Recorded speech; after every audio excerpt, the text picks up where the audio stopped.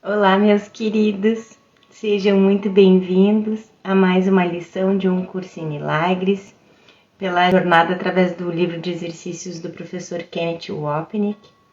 Hoje a gente vai ver a lição 91, que diz: Milagres são vistos na luz. E agora, antes da gente começar, a gente faz aquele nosso momentinho de entrega ao Espírito Santo, entregando nossa total disponibilidade de aprender esse curso de Jesus. E a gente faz uma respiração mais pausada para baixar a frequência dos pensamentos mentais, da tagarelice mental, dizendo a Jesus que a gente quer se entregar aos pensamentos dele, que são os nossos verdadeiros pensamentos. Vamos lá? Acalmando a frequência, nos entregando totalmente a Jesus e ao Espírito Santo.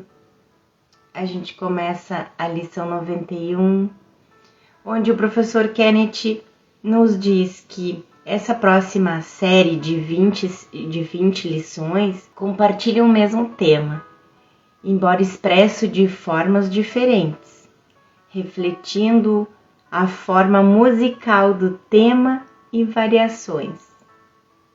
O tema é o contraste entre o ser egóico e o verdadeiro ser, aquele ser com S maiúsculo. E a lição 91 se focaliza no poder de nossas mentes de escolherem entre a interpretação do ego sobre a nossa identidade, um ser pecador, culpado e amedrontado, e o lembrete do Espírito Santo de quem somos como Cristo. Outro aspecto desse tema é que, uma vez que nosso ego está diretamente manifestado no corpo, nós, em última instância, mudamos essa identificação para o espírito, que é o nosso ser. Essa é toda a reversão do sistema de pensamento do ego para o sistema de pensamento do Espírito Santo. O título da primeira lição, dessa lição 91, dessa série, expressa seu tema do milagre, cuja escolha é a causa, que leva à visão, o efeito. Então, a causa é a gente escolher pelo milagre, e o efeito é a visão. A verdadeira visão, agora o professor Kenneth vai dizer, nós somos lembrados de que a visão não tem nada a ver com os olhos do corpo, mas com o estado mental que é alcançado escolhendo Jesus como nosso professor. Portanto, nós percebemos o mundo através das lentes do perdão, em vez de através dos julgamentos do ego. Então, está aqui a primeira frase da lição que diz: é importante lembrar que milagres e visão vão necessariamente juntos. E não dá para a gente diferenciar também aquilo que a gente já viu. Então, quer dizer, Jesus está sempre falando a mesma coisa para a gente, de formas diferentes. A gente já viu que a gente tem um só problema e uma só solução, e que eles estão no mesmo lugar, que é na mente. Então, e agora Jesus fala que milagres e visão vão necessariamente juntos. É o mesmo que dizer que o único problema e a única solução estão juntos no mesmo lugar. E o professor Kenneth diz que antes ele mostrou que milagre, num curso em milagres, pode ser mais bem definido como uma correção da percepção falsa, não tendo nada a ver com qualquer coisa externa. Ele muda a nossa maneira de ver o mundo. Separação, diferenças, ataque e corpos, para a visão que Jesus tem do mundo como uma sala de aula que nos oferece oportunidades de aprendermos o perdão. Portanto, o efeito imediato de escolher o milagre é essa nova forma de ver o significado da visão. E eu já vi outras estudantes de muitos anos de um curso em milagres e a gente vai ver no final que todos vão dizer a mesma coisa. Por mais que a gente entre em grupos de estudo, por mais que a gente leia diferentes livros a respeito de um curso em milagres, a gente volte para um curso em milagres, solte um curso em milagres, faça os exercícios, pare de fazer os exercícios. Lá mais adiante, quando a gente parar de resistir, a gente vai se dar conta que um curso em milagres é um curso de perdão. A gente vai e volta querendo buscar sei lá o quê. Parece que a gente sempre está buscando mais. Assim como tem gente que depois que encontra um curso em milagres, acha que tem um outro curso. Mas na verdade esse é um curso puro sobre perdão.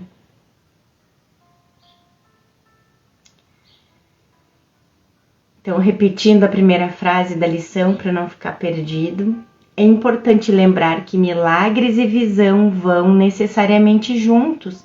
Isso precisa ser repetido e repetido frequentemente. Jesus está dizendo aqui, exatamente. E ele repete frequentemente e inclusive de formas diferentes, como eu já falei para vocês.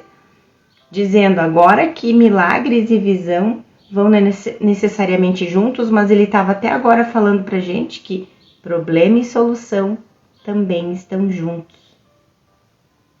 A razão óbvia é que nós aprendemos e reaprendemos que o ego tem ensinado é verdade. Consequentemente, é necessário concentração e vigilância para reverter um sistema de pensamento tão diligentemente construído que formou a base da nossa existência.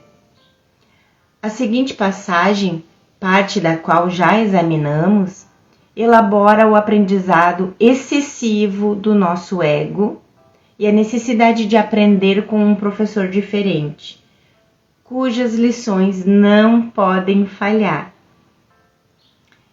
Agora ele cita então o final do capítulo 31. Não é o final do capítulo 31, é na seção 1 do capítulo 31. O que ensinaste a ti mesmo é um feito de aprendizado tão gigantesco que chega a ser, de fato, incrível. Ninguém que compreende o que aprendeste, como o aprendeste, cuidadosamente, e as dores pelas quais passaste para praticar e repetir as lições incessantemente, em todas as formas que podias conceber, poderia jamais duvidar do poder da tua capacidade de aprender. Então, o que ele está dizendo aqui é que a gente aprendeu tanta coisa com o sistema de pensamento do ego, tanta coisa complexa que a gente aprendeu, a gente jamais poderia duvidar que a gente tem capacidade de entender e de aprender um curso em milagres. Não existe no mundo poder maior que a nossa capacidade de aprender. O mundo foi feito por ele. E mesmo agora não depende de nenhuma outra coisa. O ego, o sistema do ego. As lições que ensinaste a ti mesmo foram tão superaprendidas e fixadas que elas se erguem como cortinas pesadas para obscurecer o simples e o óbvio. Agora, o teu antigo superaprendizado permanece implacável diante da voz da verdade e te ensina que as suas lições não são verdadeiras. As lições do Espírito Santo, de Jesus, são por demais duras. O sistema de pensamento do ego está dizendo que o que Jesus e que o Espírito Santo estão ensinando aqui nesse curso são por demais duras de se aprender, por demais difíceis de se ver e por demais opostas ao que é realmente verdadeiro. Apesar disso, tu as aprenderás, pois aprendê-las é o único propósito que o Espírito Santo vê em todo o mundo para a tua capacidade de aprender. As suas simples lições de perdão têm um poder muito maior do que as tuas, porque te chamam a partir de Deus e do teu ser, teu verdadeiro ser. Então, não existe poder maior do que o poder de Deus. E se Deus quer que o filho volte para casa, vocês têm alguma dúvida de que isso vai acontecer? Na verdade, já aconteceu, né? Um dos meios que Jesus usa para reverter o superaprendizado dos ensinamentos do ego são essas lições do livro de exercícios que nos impelem a praticar e praticar o que ele nos pede para aprender. Essa é uma ideia central no teu novo sistema de pensamento e na percepção que ele produz. Jesus está explicitamente nos mostrando que ele está nos ensinando uma nova forma de pensar. Quando aceita, temos uma nova forma de ver.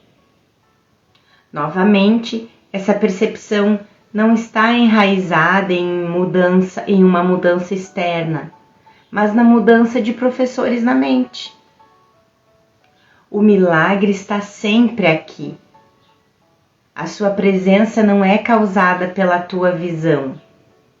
A sua ausência não é um resultado do teu fracasso em ver. O milagre está sempre aqui, na mente. Novamente, a visão é o efeito e o milagre é a causa. A correção que ela traz está sempre em nossas mentes através da presença do Espírito Santo. O problema é que nós escolhemos não nos beneficiar da sua correção amorosa, escolhendo, em vez disso, acreditar que a nossa individualidade é a verdade, levando inevitavelmente à crença de que a unicidade é o inimigo. Só a tua consciência dos milagres é afetada. Tu os verás na luz, não os verás no escuro. Lembrar que o milagre é uma correção esclarece essa passagem. Nossa escolha de não aceitá-lo não significa que ele se foi, mas simplesmente que nós fomos embora. Nós fomos embora. Nós recusamos o amor. Nós nos excluímos do amor. Quando o nosso tomador de decisões vaga por aí, nós não reconhecemos mais a correção porque olhamos no lugar errado, fora da mente. Terminamos no mundo, continuamente buscando soluções onde o ego nos levou. Buscando soluções no mundo, buscando soluções aonde elas não estão. No mundo da forma. E vamos dizer assim que a gente sabe disso. A gente já se deu conta disso. Que a gente não consegue solucionar problemas aqui. Mas é que a gente é ludibriado pelo ego. Porque às vezes a gente tem um problema, aí a gente resolve esse problema. E aí a gente se acha. Ah, viu como eu sou boa em resolver problemas. Só que o único problema mesmo, ele continua na mente. Então ele começa a trazer outros infindáveis problemas. Porque, na verdade, a gente não se voltou para a solução de problemas que está na mente. Para a solução do problema que está na mente. Então ele começa a tomar outras roupagens. E tão diferentes que a gente acha que não tem nada a ver uma com a outra. Não é? Ah, eu resolvi um problema de saúde que eu tinha lá. Resolvi. Me curei. Aí daqui um pouco aparece outro problema de saúde. Ou daqui um pouco sofre um acidente. Ou daqui um pouco quebra o carro, perde dinheiro. Sempre acontece alguma outra coisa. E umas vezes totalmente diferente da outra pra gente achar que não tem nada a ver uma coisa com a outra. Mas na verdade é tudo reflexo do único problema que tá lá na mente, juntinho com a solução. Então a gente continua buscando soluções onde o ego nos levou, né? Mas não tem solução. A gente não acha solução no mundo. Não mais identificados com a mente, olhamos para a escuridão do mundo, buscando respostas que nunca poderemos achar, uma vez que milagres são vistos apenas na luz de perdão da mente. A escolha guardada para nós pelo Espírito Santo. Para ti, então, a luz é crucial. Falando em luz, gente, eu peço perdão para vocês essa luz hoje, porque assim, eu tô tendo que gravar esse vídeo praticamente de noite, tá chovendo, então a luz realmente tá ruim, tá?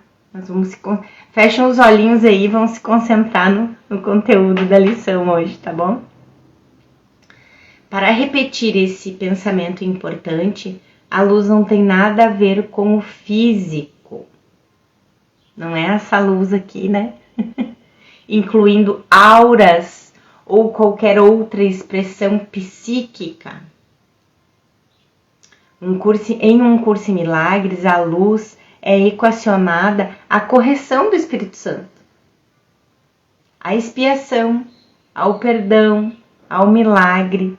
Isso é a luz. É por isso que ela é tão crucial para nós. É a saída do inferno sombrio de culpa do ego.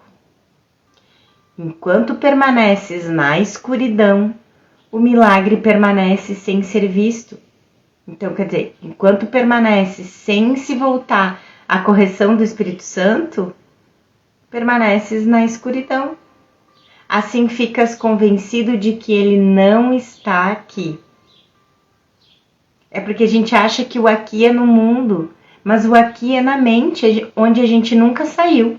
Quando estamos imersos no sistema de pensamento de escuridão do ego, parece que não existe correção, nem Jesus ou o Espírito Santo.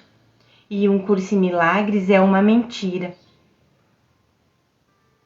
Parece que tivemos sucesso em construir barricadas contra o milagre, fazendo com que nossa identificação falsa, primeiro em pensamento e depois no corpo, seja verdadeira. Na realidade, foi por isso que fizemos o mundo, para prover evidências que confirmassem que estamos certos e o Espírito Santo está errado, demonstrando de forma convincente que a separação foi alcançada de verdade. Isso decorre das premissas das quais vem a escuridão. Premissas. Lembra que a gente falava nas primeiras lições de que um curso em milagres não é nada místico. Um curso em milagres, as mensagens de um curso em milagres são totalmente racionais. E se a gente submeter a mensagem de um curso em milagres às premissas de lógica, a gente vai ver que é muito racional. O que é insano é o sistema de pensamento do ego. A escuridão é equacionada ao sistema de pensamento do ego, encontrado na premissa de que a separação de Deus é um fato. Além disso, o ego nos diz que quando nos separamos, Deus foi destruído. Se ele é a perfeita unicidade e completeza, não pode ser separado e continuar sendo quem ele é. Portanto, se nós acreditamos que o impossível aconteceu e parecemos ser as testemunhas vivas desse fato, Deus não pode ser a perfeita unicidade e completeza. Portanto, ele deixa de ser Deus. E como ele pode ser conhecido se não está lá? Essa incidentalmente, é a fundação do argumento ancestral sufista de que a verdade não é absoluta, mas relativa. A verdade agora pode ser qualquer coisa que alguém escolha, pois a verdade absoluta não existe mais. Nossa, gente, como era algo que me deixava, como é que eu vou dizer? Não me soava bem. É isso. Eu não tenho como descrever de outra maneira, mas não me soava bem, me parecia algo muito falso quando eu escutava assim: ah, essa é a minha verdade, a tua verdade é outra. E a gente se convencia disso, né? Tanto que até eu cheguei a dar alguns exemplos alguma vez, em alguns outros vídeos que eu fazia antes de um curso em milagres, de dizer que a tua verdade é diferente da minha. Dava um exemplo assim de um poste, inclusive, né?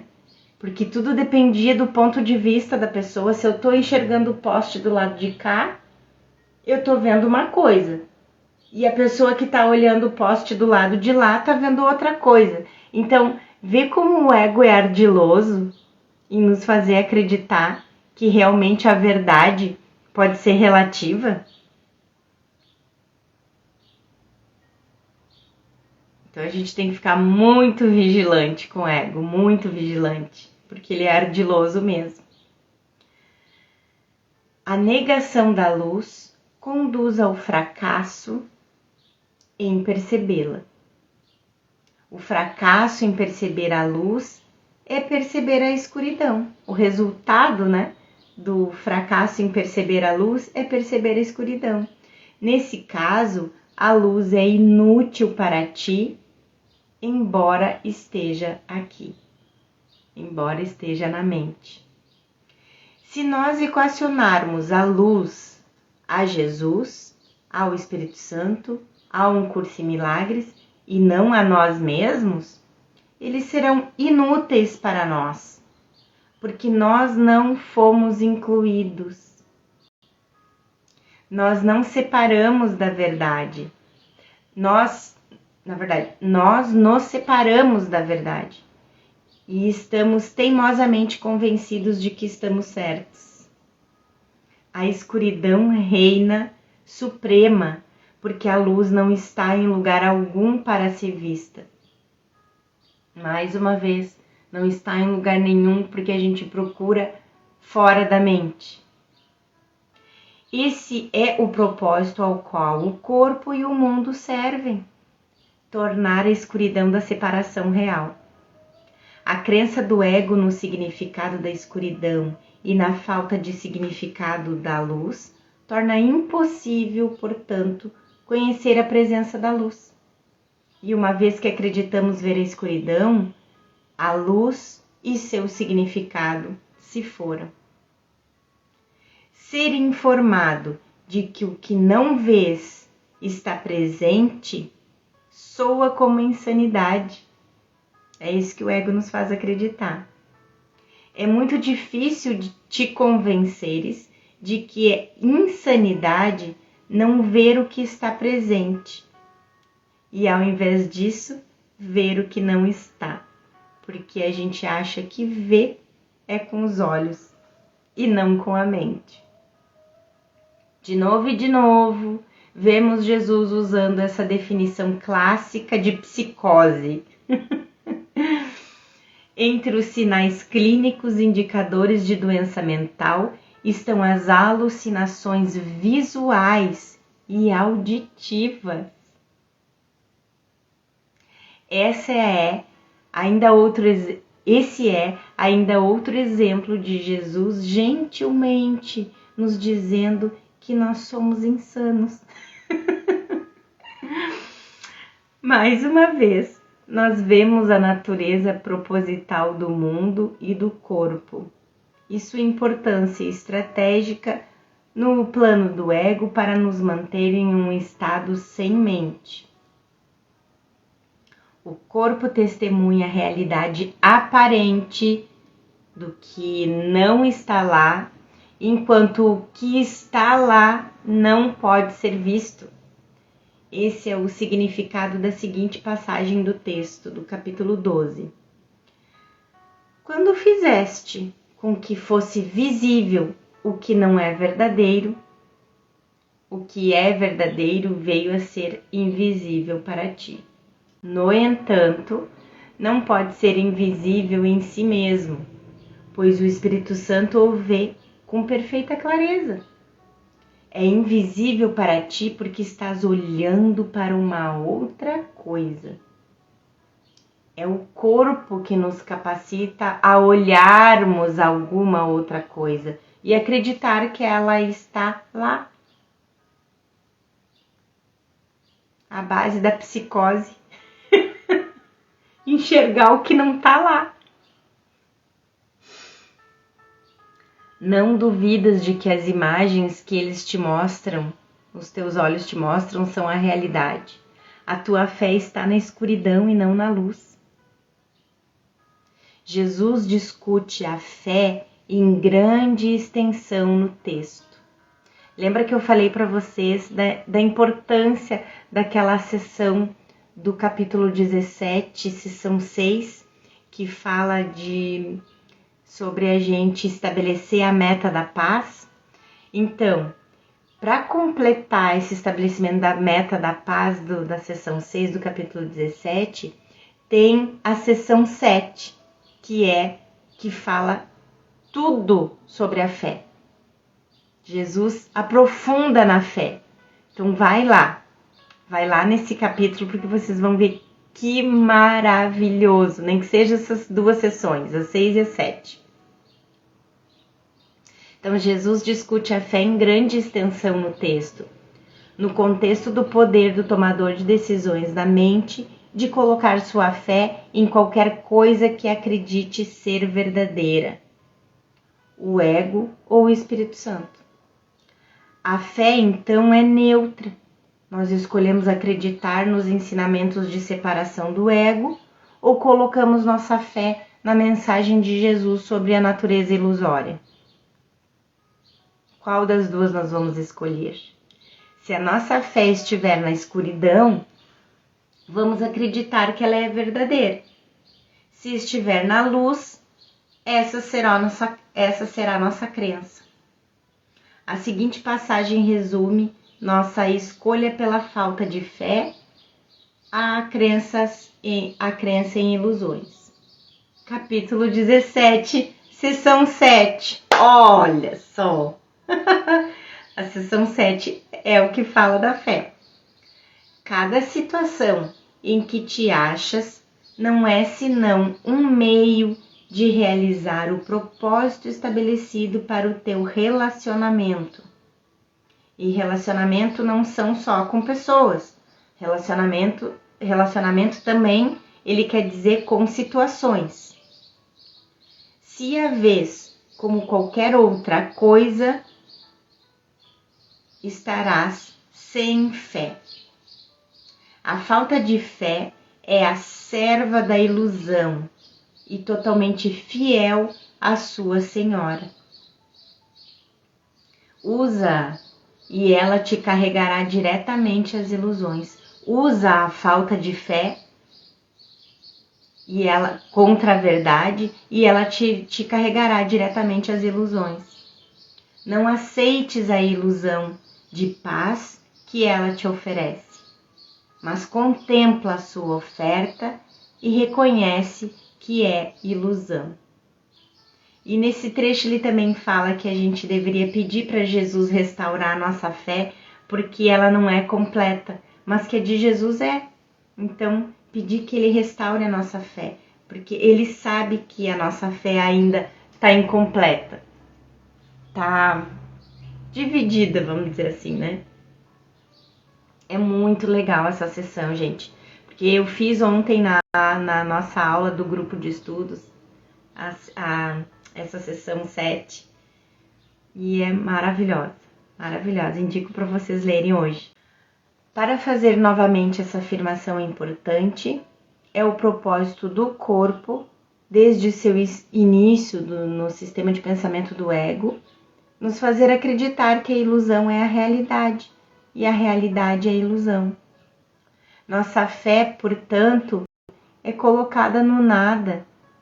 No entanto, permanecemos inconscientes da falta de fé da nossa decisão. Não duvidas de que as imagens que eles te mostram são a realidade, teus olhos. A tua fé está na escuridão e não na luz.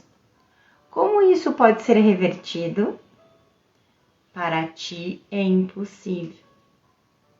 Mas não está sozinho nisso. O você, como sempre, é o tomador de decisões. Essa não é uma reversão que conseguimos por nós mesmos. A ação que começou com a separação, quando fomos tentados a estar à parte de Deus. Nossa decisão de nos separar é corrigida pela mudança em nossa identificação com o ego para identificação com o Espírito Santo. Esse é o significado de não estar sozinho nisso. Em outras palavras, existe outro sistema de pensamento e outro professor que pode nos ajudar. O propósito dessas lições é facilitar a aceitação dessa ajuda. Os teus esforços, por menores que possam ser, contam com apoio forte, porque os nossos esforços nada mais é do que a nossa disponibilidade e a nossa aceitação. Isso é um eco ao tema familiar de um pouco de boa vontade, que é tão importante no texto. Capítulo 18. O instante santo é o resultado da tua determinação de ser santo. Preparas a tua mente para ele apenas na medida em que reconheces que o que queres é acima de todas outras coisas. Não é necessário fazer mais. Na verdade, é necessário que reconheças que não podes fazer mais. Não tentes dar ao Espírito Santo aquilo que ele não pede, ou estarás adicionando o ego a ele e confundindo os dois. Ele só pede pouco.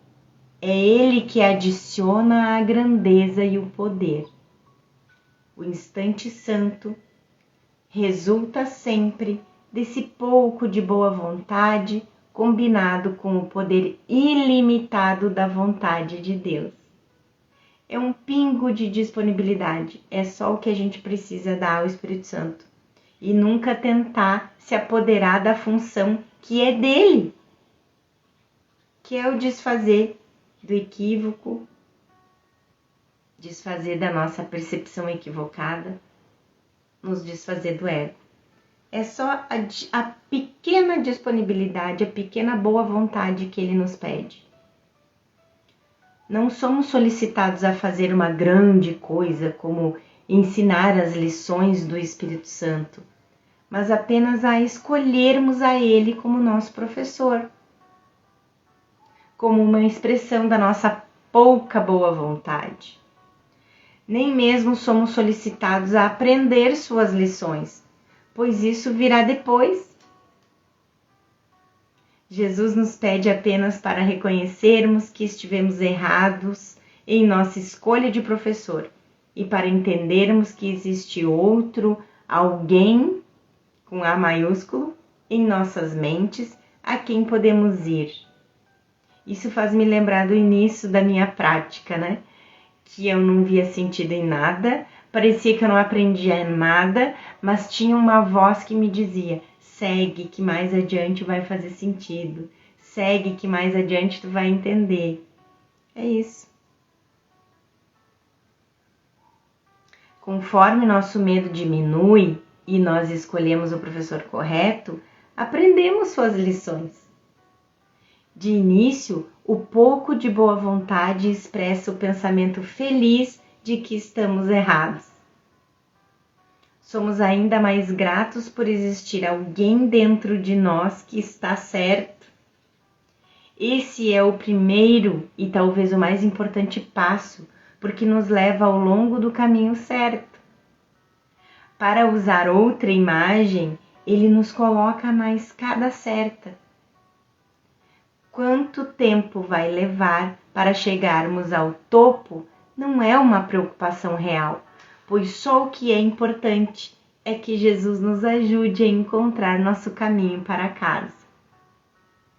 Encontrá-lo mais uma vez significa perceber alegremente que estamos errados sobre o que pensamos que ele era. Agora um parágrafo grandinho até da lição. Se apenas reconhecesses o quanto é grande essa força, as tuas dúvidas se desvaneceriam. Hoje vamos nos dedicar à tentativa de deixar com que sintas essa força. Quando tiveres sentido em ti a força que faz com que todos os milagres estejam facilmente ao teu alcance, não duvidarás. Ao sentir a força dentro de ti, os milagres que o teu senso de fraqueza escondem saltarão à tua consciência. Isso repousa em uma coisa, e apenas em uma única coisa: utilizar o poder da mente para corrigir nosso equívoco anterior de nos identificarmos com a fraqueza do ego. O próximo parágrafo é explícito sobre a distinção entre a mente e o corpo. Vamos fazer uma distinção aqui entre o que é mental e o que é comportamental, o que é mente e o que é corpo. Mental, não mental aqui, mente. Reconhecer essa distinção é essencial, pois se não somos um corpo, a única opção restante é que somos uma mente. A gente muitas vezes ainda, todos nós, até os estudantes de longa data, ainda passam por isso, de fazer a confusão de níveis. Perto do fim do texto, como já vimos, Jesus explica a nossa simples escolha. Capítulo 31. Sempre escolhes entre a tua fraqueza e a força de Cristo em ti. E o que escolhes é o que pensas que é real. Simplesmente pelo fato de nunca usares a fraqueza para dirigir as tuas ações, não deste a ela poder algum. E à luz de Cristo em ti é dado o controle de tudo o que fazes, pois trouxeste tua fraqueza a Ele e Ele te deu a sua força em lugar dela. A força de Cristo repousa em nossas mentes. Lembrando quando entendemos que a fraqueza e a vulnerabilidade vêm de termos escolhido o ego como nosso ser. Uma decisão que culminou na identificação com o corpo. O milagre é a gentil correção para o nosso equívoco. 3 vezes no dia de hoje, reserva 10 minutos aproximadamente para um momento de quietude em que tentarás deixar a tua fraqueza para trás. Conforme a lição progride, nós vemos como Jesus aumenta o tempo que passamos com Ele a cada dia. No início do livro de exercícios, ele pediu apenas 2 minutos, se pudéssemos conseguir isso. Agora, ele sobe esse tempo para 10 minutos, 3 vezes ao dia, e o tempo vai continuar a aumentar. Nosso professor sabe que a gente está avançando, então que ele já pode pedir isso para a gente. Isso é realizado de modo muito simples ao instruires a ti mesmo que não és um corpo. Como você instrui a si mesmo? O tomador de decisões ensinando a si mesmo que ele não é um corpo. Portanto, o você que está seguindo as instruções não é o corpo. E o você mesmo que está sendo instruído é o ser que nós acreditamos que somos como uma personalidade. Essa, então, é a resposta à pergunta retórica de Jesus feita perto do início do texto. Quando ele diz, tu podes questionar como isso é possível, isso que? Perceber que todas as percepções são desnecessárias. Essa é uma questão razoável. Contudo, tens que ser cuidadoso para compreendê-la realmente. Quem é o tu que está vivendo nesse mundo? A fé vai para o que tu queres. Instruis a tua mente de acordo com isso, com o que queres. O tu, novamente, é a parte da mente que escolhe, o tomador de decisões. Nós colocamos nossa fé no ego ou no Espírito Santo, conforme a gente escolhe. Refletindo o desejo de permanecer uma entidade individual, separada de Deus, ou de retornar ao lar e despertar para nossa realidade como o Filho único de Deus. A tua vontade continua sendo o teu professor. E a tua vontade tem toda a força para fazer o que ela deseja. Podes escapar do corpo se assim escolheres. Podes experimentar a força em ti. Por vontade, Jesus está se referindo ao poder de nossas mentes de escolher entre o ego e o Espírito Santo. Temos visto esse uso antes, e ele esclarece a importância de recorrer à vontade de desfazer a usurpação da vontade de Deus feita pelo ego. A fraqueza do ego não é páreo para a força de Cristo, que o Espírito Santo mantém para nós em nossas mentes, ainda que tentemos escondê-la, substituindo-a pela crença do ego na dominação, mascarada como força. E é isso que Jesus fala também, para que a gente não usurpe a função do Espírito Santo, sabe? É o que a gente faz quando a gente entrega, mas não entrega. O ego tentando usurpar a função que é do Espírito Santo. Temos que ser cuidadosos para não tirarmos a sentença 5 fora do contexto. Podes escapar do corpo se assim escolheres. Na verdade, não podemos escapar do corpo porque não estamos no corpo.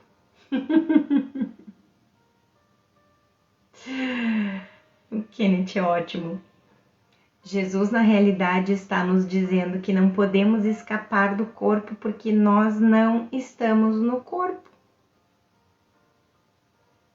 A gente jura que está dentro de um corpo. Jesus está realmente nos dizendo que podemos escapar do sistema de pensamento com o qual nos identificamos e no qual aprisionamos a nós mesmos.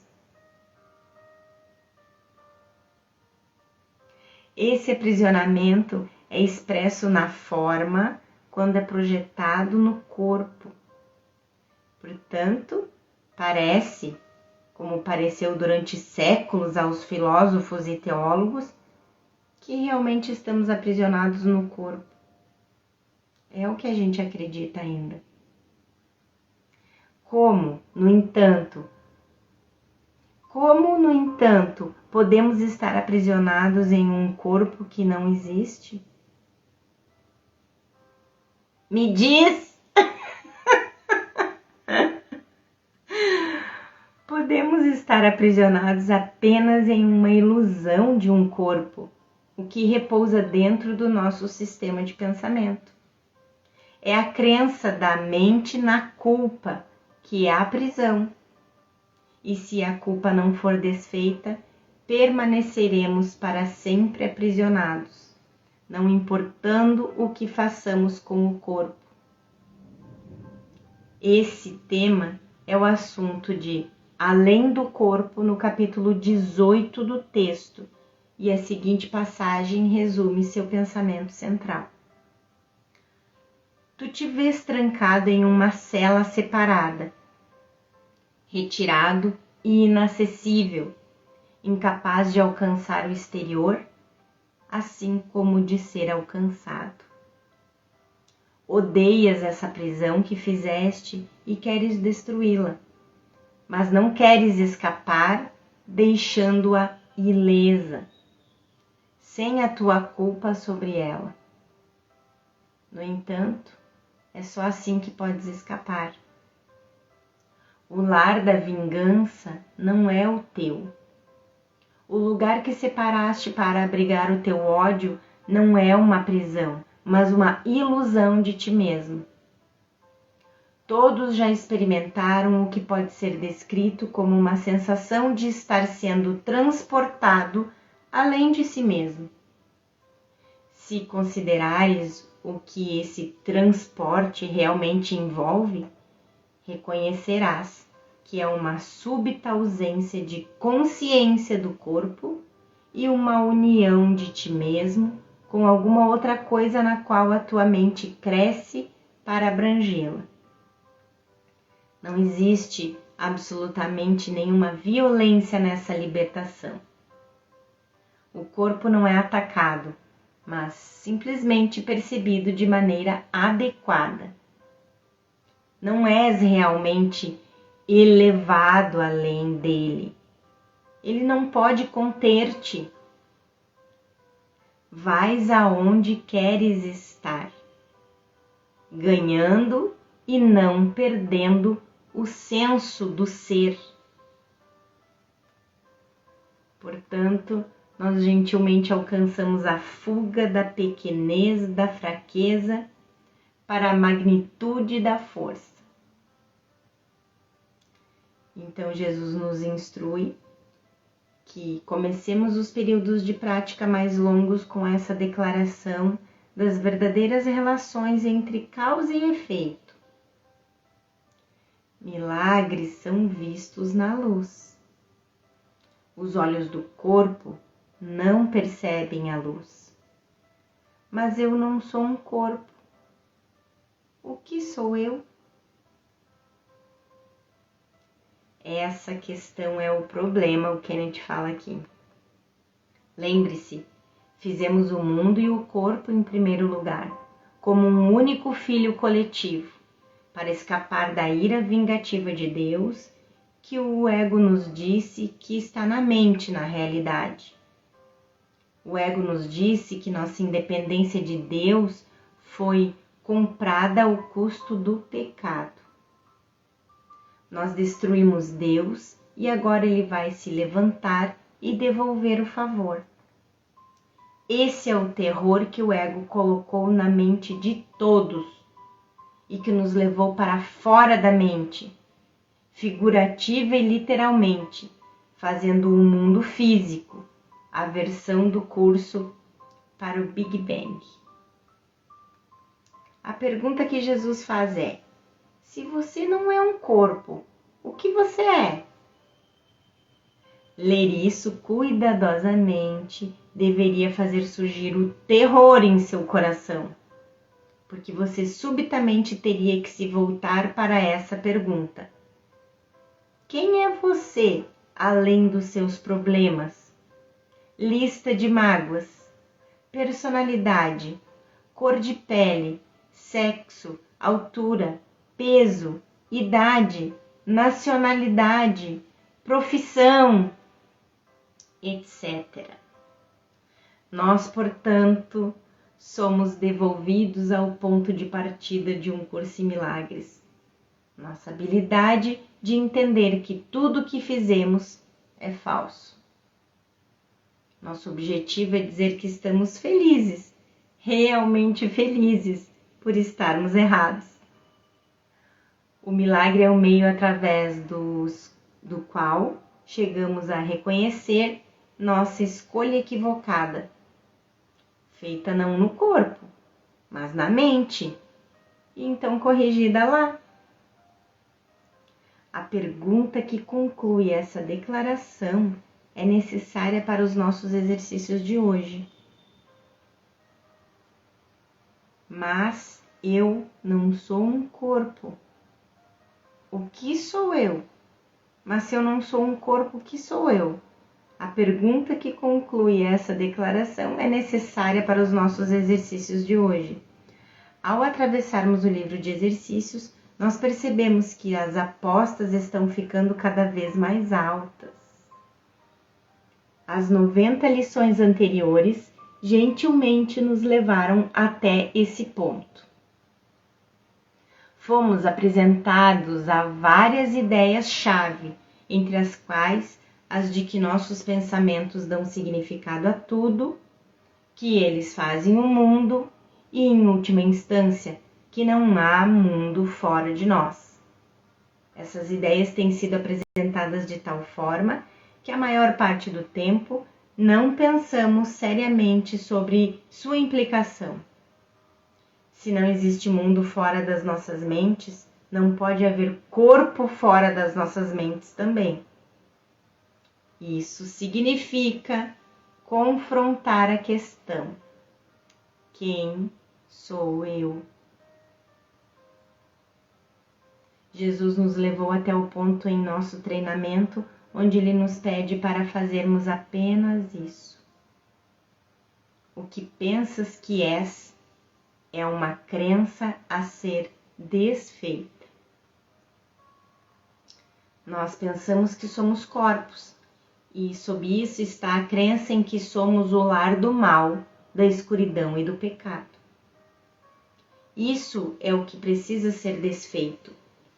Perceba a palavra crença. Nossos corpos não são fatos. Nossos corpos são crenças.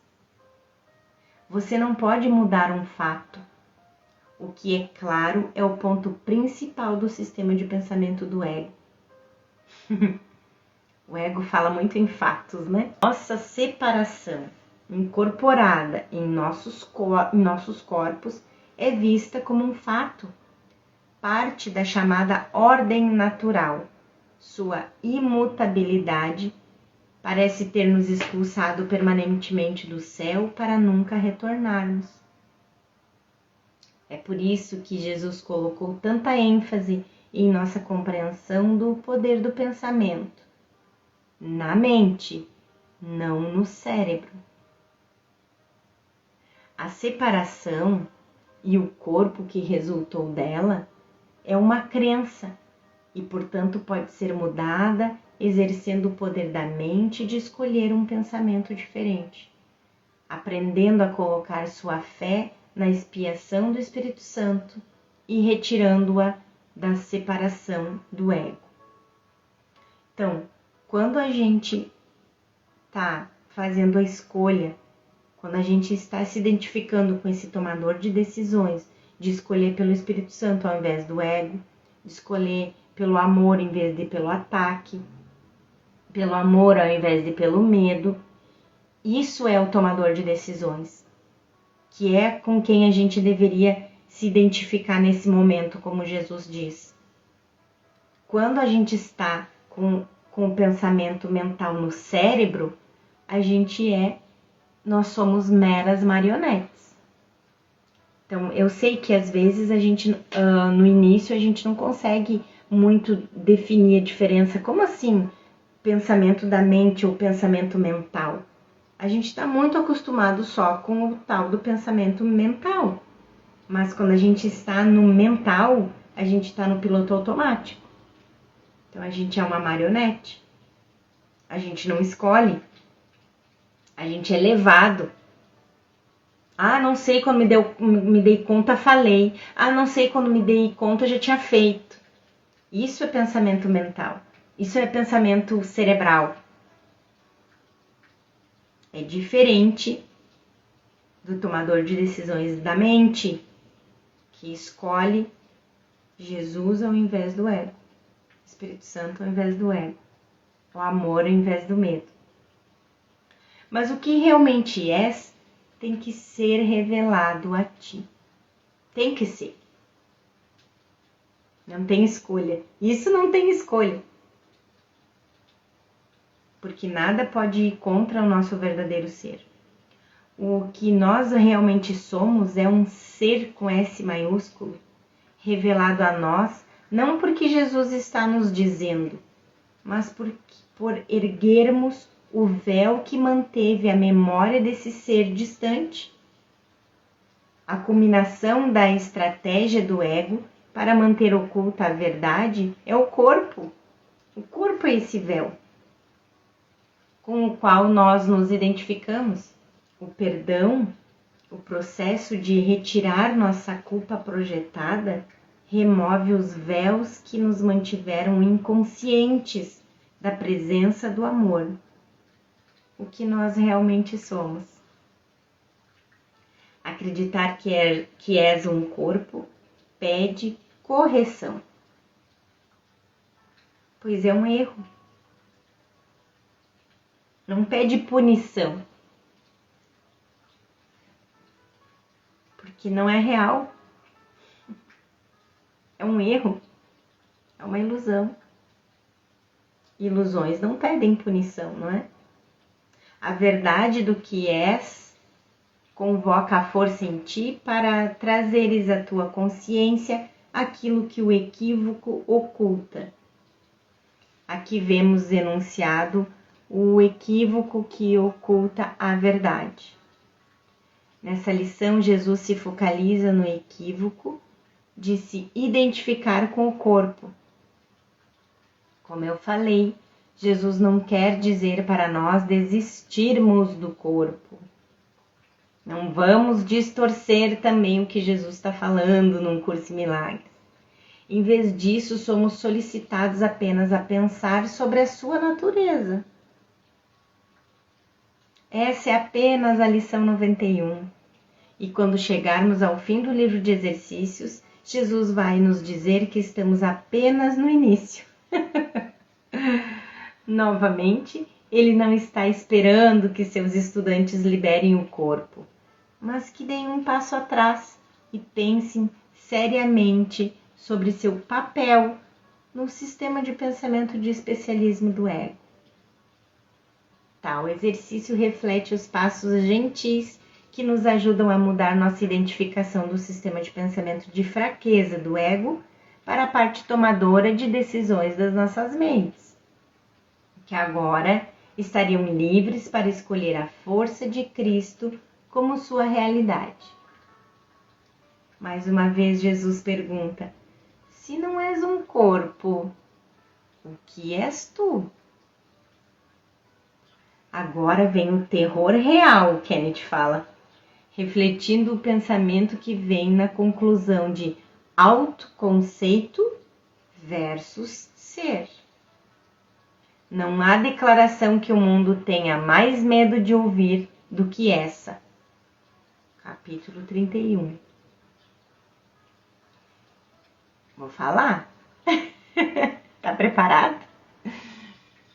Eu não sei o que sou e, portanto, não sei o que estou fazendo, onde estou ou como olhar para o mundo ou para mim mesmo. Essa é a afirmação que o ego tem tentado vigorosamente nos impedir de articular. Ela marca o fim do seu sistema de pensamento de encobrimento cuidadosamente planejado. Trazer essa preocupação à consciência nos permite olhar para a certeza aparente da nossa identidade como um ser corporal culpado, abrindo, portanto, a possibilidade de finalmente questionarmos a premissa fundamental do próprio ego, a crença em que a separação de Deus realmente aconteceu. Questionar essa premissa nos permite questionar a premissa de que nós seres físicos e psicológicos, realmente acontecemos também. Jesus diz: precisas estar ciente do que o Espírito Santo usa para substituir a imagem de um corpo na tua mente. Precisas sentir algo em que possas depositar a tua fé à medida em que a retiras do corpo. Precisas ter uma real experiência de outra coisa, algo mais sólido e mais seguro, mais digno da tua fé e realmente presente. Isso nos dá um vislumbre incisivo da metodologia de Jesus. Através de todo um curso em milagres, ele nos apresenta os dois lados da mente dividida. Ele é explícito em relação a essa necessidade, se não a urgência de que olhemos para o ego e compreendamos seu sistema de pensamento. Ao mesmo tempo, ele nos ajuda a perceber como o ego tenta encobrir a verdade. Embora nosso terror seja o de que, se desistirmos do ego, não teremos nada, temos essas palavras e lições para nos ajudarem a aprender que desistir do ego é um meio de descobrir a verdade gloriosa sobre nós mesmos, o tudo de Deus. Portanto, Jesus não está simplesmente dizendo que não somos corpos. Ele também está dizendo que existe algo palpavelmente real dentro de nós que vai assumir o lugar da nossa identificação corporal. É por isso que esse é um processo a longo prazo. Parte de nós entende que começar a liberar nossa identidade egóica, com seu especialismo e julgamentos, significa que nossa individualidade não vai ficar atrás. É isso que nos amedronta. Em outro lugar, essa estranha situação, nosso medo da verdade, é mais diretamente expressa do que em o medo da redenção. O seguinte parágrafo é uma representação dessa importante seção, que descreve o medo de despertar para a verdade da nossa identidade como crianças do amor. Construíste todo o teu insano sistema de crenças, porque pensas que ficarias indefeso na presença de Deus e queres salvar a ti mesmo do seu amor, porque pensas que ele te esmagaria no nada. Tens medo de que ele te varra para longe de ti mesmo e te faça pequeno, porque acreditas que a magnitude está no desafio e que o ataque é grandioso. Pensas que fizeste um mundo que Deus quer destruir e, amando-o como tu o amas, jogarias fora esse mundo, o que de fato farias. Portanto, usaste o mundo para encobrir o teu amor, e quanto mais te aprofundas no negror do fundamento do ego, mais perto chegas do amor que lá está escondido. E é isso que te assusta.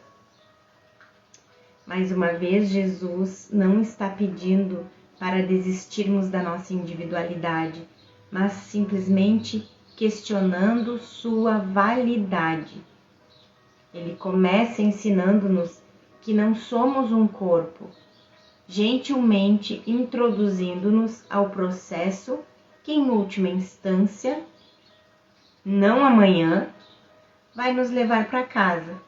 Não é amanhã já, gente. Precisamos nos preocupar que enquanto a gente não estiver pronto para soltar isso tudo, então ele nos conforta. Não tenhas medo de ser abruptamente erguido e jogado na realidade. O tempo é benigno e, se o usares em favor da realidade, ele manterá contigo um ritmo gentil na sua transição. O despertar é gentil, é amoroso não é abrupto. Não precisamos nos preocupar com isso. E antes no texto ele reforça esse processo gentil do nosso despertar. Em primeiro lugar, tu vais sonhar com a paz. E então desaparecerás nela. A tua primeira troca do que fizeste pelo que queres é a troca dos pesadelos pelos sonhos felizes do amor. Então, é um processo, é uma escadinha. A gente vai viver um sonho feliz aqui primeiro, antes da gente se encontrar novamente no céu com Deus e com o seu grandioso amor. Em uma passagem que já examinamos, Jesus explica como o Espírito Santo não nos pede para despertarmos diretamente dos nossos pesadelos. Em vez disso, ele dá conosco os pequenos e gentis passos dos sonhos felizes do perdão, para que a paz resulte disso em vez do terror. É do capítulo 27 essa passagem. Nada mais amedrontador do que um sonho vão aterrorizou o Filho de Deus e o fez pensar que ele perdeu a sua inocência, negou seu Pai e fez uma guerra contra si mesmo. Tão amedrontador é o sonho, tão aparentemente real, que ele não poderia despertar para a realidade sem o suor do terror e um grito de medo mortal. A não ser que um sonho mais gentil precedesse o seu despertar e permitisse que a sua mente mais calma desse boas-vindas à voz que chama com amor para que ele desperte ao invés de temê-la. Um sonho mais gentil, no qual o seu sofrimento foi curado e seu irmão veio a ser seu amigo. A vontade de Deus é que ele desperte gentilmente com alegria e deu-lhe o meio para despertar sem medo. Nós, portanto, começamos a aprender sem medo que existe realmente algo além dos nossos egos. Paz em vez de conflito, perdão em vez de especialismo, milagres em vez de ataque. O substituto para o ego, nesse ponto da nossa jornada, não é um ser abnegado, um pensamento além da forma, porque isso ainda é muito ameaçador. O ser substituto ainda é vivenciado dentro de um corpo, mas é um ser benevolente, um pensamento benigno, que é o motivo pelo qual Jesus fala de sonhos felizes.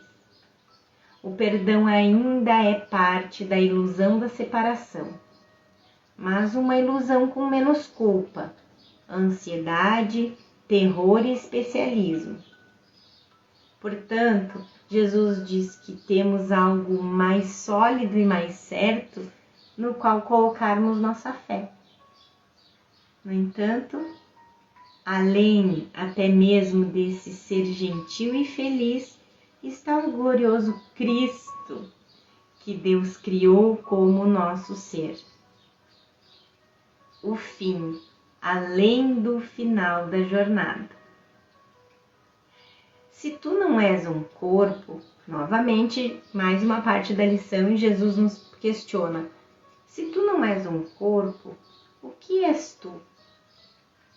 Pergunta isso com honestidade e em seguida dedica vários minutos a deixar que os teus pensamentos equivocados sobre características tuas sejam corrigidos e substituídos pelos seus opostos. Esse é um exemplo do que estivemos discutindo. Jesus está nos fazendo saber que ele sabe que não vamos liberar o corpo com toda essa rapidez e que ainda vamos ter muitos pensamentos equivocados. Ele, portanto, não vai trocar nossas ilusões pela verdade, mas vai trocar nossas ilusões malévolas e odiosas por outras mais benignas e gentis. Esse é o significado das seguintes declarações.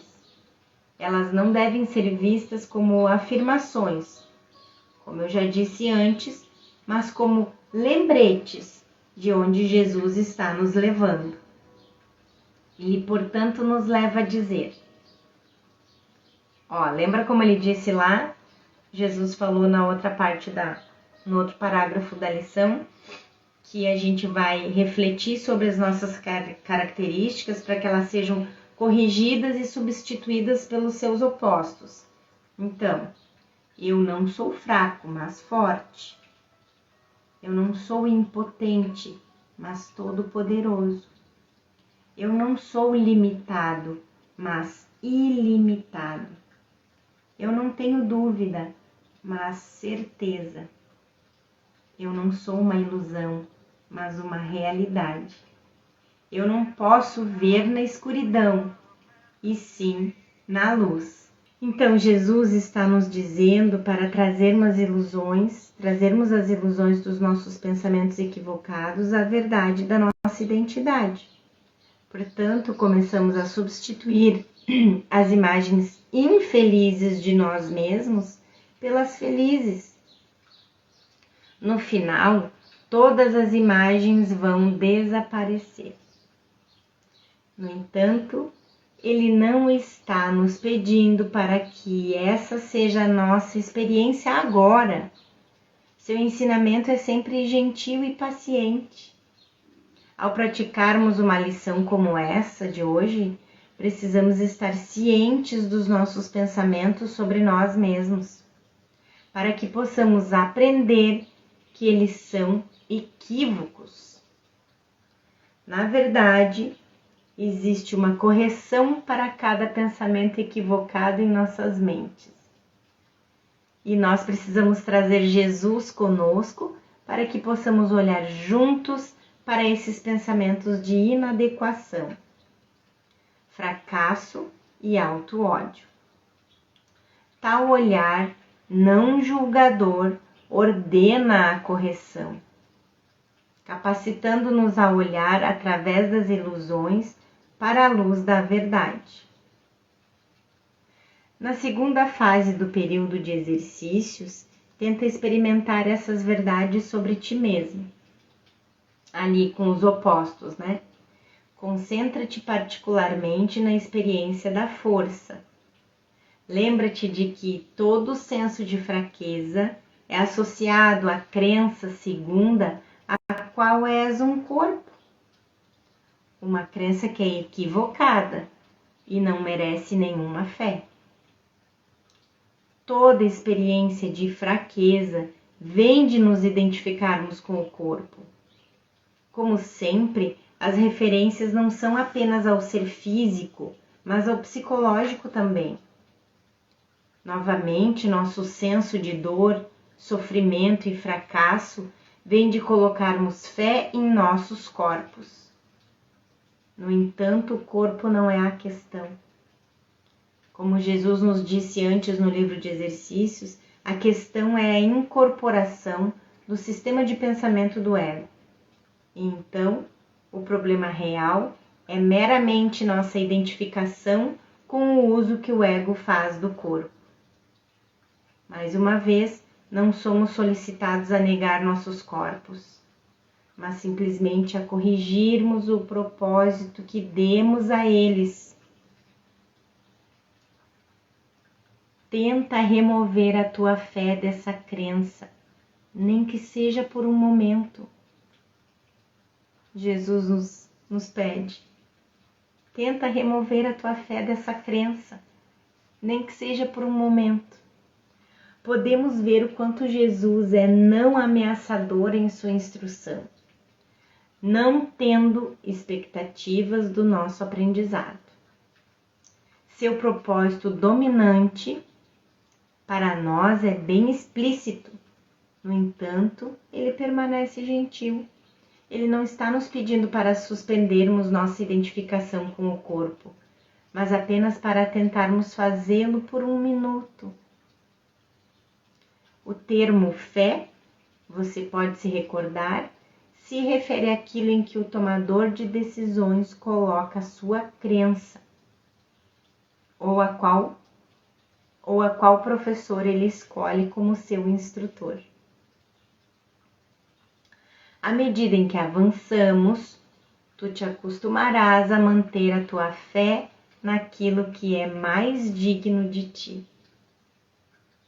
Novamente, Jesus está nos deixando saber que esse é um programa de treinamento passo a passo, durando muitos anos. Mas isso é devido à nossa própria resistência. O que expressa o pouco de boa vontade é olhar para o que acreditamos ser verdadeiro e dizer: obrigada, Deus, eu estava errado.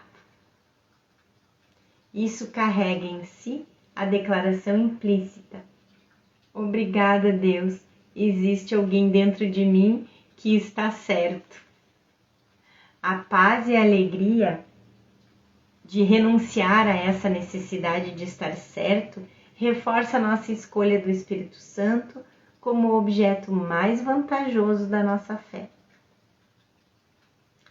Relaxa no resto do período de prática, Jesus pede aqui, confiante de que os teus esforços, por menores que sejam, são plenamente apoiados pela força de Deus e de todos os seus pensamentos. É deles que virá a tua força.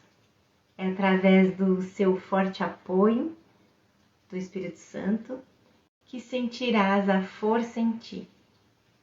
Eles estão unidos a ti nesse período de prática, no qual compartilhas um propósito como o deles próprios. Deles é a luz em que verás os milagres, pois a sua força é tua. Deles é a força que vem a ser os teus olhos para que possas ver. Esse deles é os pensamentos de Deus. Essa é outra forma de afirmar que nossa parte na expiação é pequena e a do Espírito Santo é grande. Do Espírito Santo, é a força que sacamos para corrigir nossa escolha equivocada pela fraqueza do ego. Jesus nos pede apenas um pouco de boa vontade para praticarmos a lição para o dia. Na verdade, como já discutimos, é fazendo esse esforço, ainda que escasso, que chegamos a reconhecer o verdadeiro poder de escolha das nossas mentes. É o uso desse poder pela mente certa que nos une à força de Cristo. Sem nossa escolha, sua força permanece dormente e sem essa força, nossas mentes permanecem para sempre na escravidão e escuridão do ego, cegas por sua fraqueza. É um treino, né, gente? Porque a gente não está acostumado a entrar em contato com o tomador de decisões. A gente está acostumado a se deixar levar pelos pensamentos cerebrais. Esses pensamentos cerebrais são piloto automático, a gente está sendo marionete. A gente só começa a se voltar para o nosso verdadeiro ser quando a gente se volta para a mente, que é onde está o tomador de decisões, mais uma vez, que é onde a gente escolhe pela paz ao invés do conflito, pelo amor ao invés do medo, pelo Espírito Santo ao invés do ego. Jesus volta aqui dizendo que 5 ou 6 vezes por hora, a intervalo razoavelmente irregulares, para a gente disciplinar a mente, lembra-te de que os milagres são vistos na luz. Ele só pede para a gente se lembrar. Certifica-te também de fazer frente a qualquer tentação com a ideia de hoje. Essa forma poderia te ser útil nesse propósito especial, pensando que milagres são vistos na luz. Que eu não feche os olhos por causa disso. Que eu não feche os olhos por causa disso, ele está se referindo a qualquer coisa que nos tentasse a ficar transtornado. Ele diz que a decisão da gente praticar a decisão de ver, então a decisão de praticar, nos colocar em contato com a mente, que é o do tomador de decisões, nos traz visão em vez de julgamento. É mais uma escolha do tomador de decisão. Pedir para Jesus, eu quero ver, ao invés de julgar a cena ou o irmão. Mas é um treino. Sair do pensamento cerebral e ir para o pensamento mental na mente, que é quando a gente está escolhendo. Então, como diz aqui numa passagemzinha do capítulo 20, visão ou julgamento é a tua escolha, mas nunca ambos.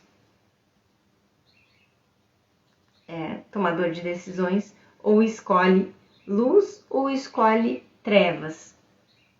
Não há outros deuses além de Deus, lembra? A gente ou está escolhendo Deus ou está escolhendo o ego. Quando a gente está no piloto automático, que a gente está só no pensamento cerebral, a gente é a marionete do ego. Só isso. Gente, foi longa essa lição. Amanhã é um pouco menor. Eu acho até que eu esqueci de falar no início desse vídeo, né? De falar de novo que ia ser longa essa lição. De repente vocês têm que parar um pouco, assistir um pedaço, depois assistir outro pedaço. Mas é bem importante essa lição toda. Espero que vocês tenham gostado. Mais uma vez vou deixar o link do meu WhatsApp na descrição dos vídeos no YouTube para quem quiser agendar as sessões de psicoterapia, tá bom? Sessões de psicoterapia totalmente baseados num curso em milagres, certo?